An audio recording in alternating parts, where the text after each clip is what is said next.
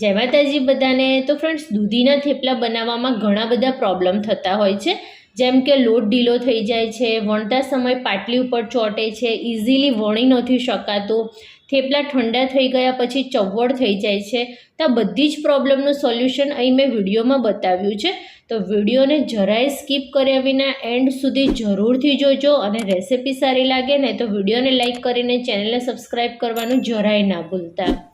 તો અહીં હું 250 ગ્રામ જેટલી દૂધી લઉં છું, અને દૂધી કૂણી હોય ને એવી લેવાની, એટલે એની અંદર બિયાનો ભાગ સાવ ઓછો હોય છે અને થેપલા એકદમ સરસ સોફ્ટ બનશે।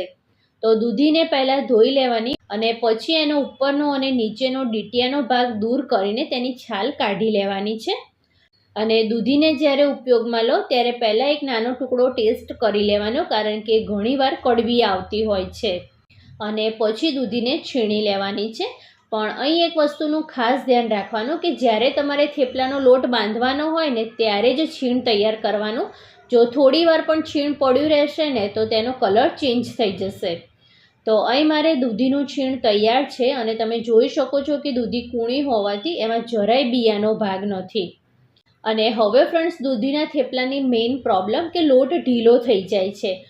તો એ પ્રોબ્લેમ ના થાય એ માટે અત્યારે હું તમને એક રીત બતાવું છું। તો એક નોનસ્ટિક પેન લીધું છે, અને એમાં એપ્રોક્સિમેટ 1 ચમચી જેટલું તેલ લઈશું। જેટલું તેલ તમે મોણ માટે ઉમેરવાના હોય એ તેલ અત્યારે લઈ લેવાનું છે।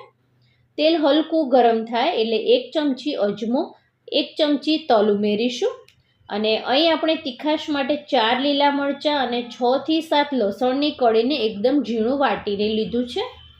થેપલામાં લીલા મરચાંની તીખાશ સારી લાગતી હોય છે, એટલે તમે જે રીતે તીખું ખાતા હોય ને એ પ્રમાણે મરચું લેવાનું। અને લસણની કચાશ દૂર થાય એટલે છીણેલી દૂધી ઉમેરી દેવાની છે। આ પ્રોસેસ કરવાથી શું થશે કે દૂધી અત્યારે જ તેનું બધું પાણી છોડી દેશે, અને પછી તમે લોટમાં ઉમેરશો ને તો એ લોટ ક્યારેય ઢીલો નહીં થાય। પણ જો તમે કાચી દૂધીને ડાયરેક્ટ લોટમાં ઉમેરીને મિક્સ કરશો તો એ પાછળથી પાણી છોડશે, અને છેલ્લે લોટ ઢીલો થઈ જશે, અને એ લોટને હેન્ડલ કરવો ખૂબ જ મુશ્કેલ પડશે। તો અહીં ફ્રેન્ડ્સ, તમે જુઓ દૂધીમાંથી કેટલું બધું પાણી છૂટું પડ્યું છે। આ બધું જ પાણી આપણે બાળી લેવાનું છે। તો મીડિયમ ગેસની ફ્લેમ ઉપર આ રીતે સાંતળતા જવાનું, અને વચ્ચે વચ્ચે ચેક કરતા જવાનું, અને આ રીતનું બધું જ પાણી બળી જાય પછી ગેસની ફ્લેમ બંધ કરી દેવાની છે, અને મિશ્રણને આપણે અડી શકીએ એ રીતનું ઠંડુ થવા દેવાનું।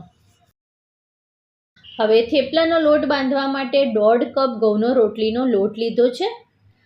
2 ચમચી ચણાનો લોટ લઈશું। ચણાનો લોટ ઉમેરવાથી એક તો બાઇન્ડિંગ સારું આવશે, અને થેપલા ટેસ્ટમાં પણ સારા લાગશે। 2 ચપટી હિંગ, સ્વાદ અનુસાર મીઠું, અને અહીં આપણે તીખાશ માટે લીલા મરચાંનો ઉપયોગ કર્યો છે, પણ થોડા એવા લાલ કલર માટે અડધી ચમચી કાશ્મીરી લાલ મરચું ઉમેરીશું। અડધી ચમચી હળદર, 1 ચમચી ધાણા જીરું ઉમેરીને મસાલાને લોટ સાથે સારી રીતે મિક્સ કરી દેવાના છે। અને પછી દૂધીનું છીણ અને થોડા લીલા ધાણા પણ ઉમેરીશું। હજી તમારે કસૂરી મેથી અથવા તો ફ્રેશ લીલી મેથી ઉમેરવી હોય તો પણ તમે ઉમેરી શકો છો। અને અહીં આપણે દૂધીને સાંતળતા સમયે તેલ ઉમેર્યું હતું, એટલે હવે બીજું એક્સ્ટ્રા તેલ ઉમેરવાની જરૂર નથી।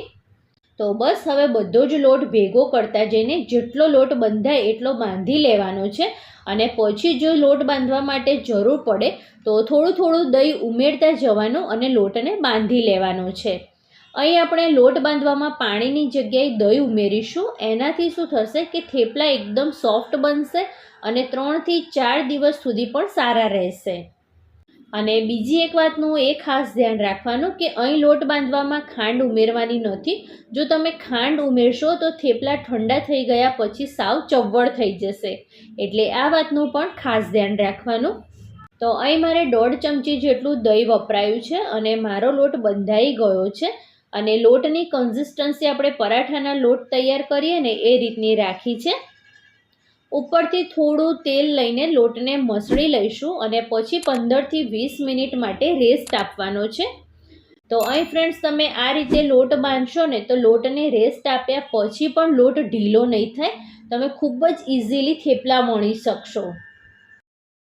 15 મિનિટ પછી લોટને ફરીથી એકવાર મસળી લઈએ અને તમે જોઈ શકો છો કે લોટ જરાય ઢીલો નથી થયો. લોટની કન્સિસ્ટન્સી જેવી પહેલાં હતી એવી જ અત્યારે છે. તો હવે આપણે જે સાઇઝના થેપલા વણવાના હોય એ પ્રમાણે લોવા તૈયાર કરી લઈએ અને પછી ઉપરથી થોડો કોરો લોટ ડસ્ટ કરીને થેપલા વણી લેવાના છે. તો અત્યારે તમને થેપલું વણતા સમયે જોઈને આઈડિયા આવી ગયો હશે કે એકદમ ઇઝીલી વણી શકાય છે. થેપલાની કિનારી જરાય ફાટતી નથી, લોટ પાટલી ઉપર ચોંટતો પણ નથી. તો અહીં બતાવ્યા પ્રમાણે ફ્રેન્ડ્સ તમે લોટ બાંધશો અને થેપલાને આ રીતે જો શેકશો ને તો પહેલી જ વારમાં તમારા દૂધીના થેપલા એકદમ પોચા રૂ જેવા બનશે. અને અહીં તમને મારી રેસીપી જો સારી લાગી હોય ને તો વિડીયોને લાઇક કરીને ચેનલને સબસ્ક્રાઈબ કરવાનું જરાય ના ભૂલતા. હવે થેપલાને શેકવા માટે તાવડી ગરમ કરવા મૂકી દીધી છે અને મીડિયમ ગરમ થાય એટલે થેપલાને શેકી લેવાનું છે. અને અહીં બીજી એ વાતનું પણ ખાસ ધ્યાન રાખવાનું કે જ્યારે પણ તમે થેપલાને તાવડી પર લો ને ત્યારે થેપલાની ઉપર જે પણ કોરો લોટ ચોંટેલો હોય એ બધો જ હટાવી લેવાનો અને પછી થેપલાને શેકવાનો. તો આ રીતે બંને બાજુ તેલ લગાવીને થેપલાની સાઈડ ચેન્જ કરતા જઈને લાલાશ પડતું બંને સાઈડ થાય એ રીતે શેકી લેવાનું છે. તો જોઈને જ મોઢામાં પાણી આવી જાય એવા થેપલા બનીને તૈયાર છે. અને અત્યારે મારા થેપલા એકદમ ઠંડા થઈ ગયા છે અને તમને હું થેપલા બતાવું તો જુઓ કેટલા સોફ્ટ બન્યા છે. તો તમે પણ આ રીતે દૂધીના થેપલા જરૂરથી બનાવજો અને પછી તમારો અનુભવ મને કમેન્ટ કરીને જરૂરથી જણાવજો. ફરી મળીએ આવા જ નવા વિડીયો સાથે. ત્યાં સુધી bye bye. Thanks for watching.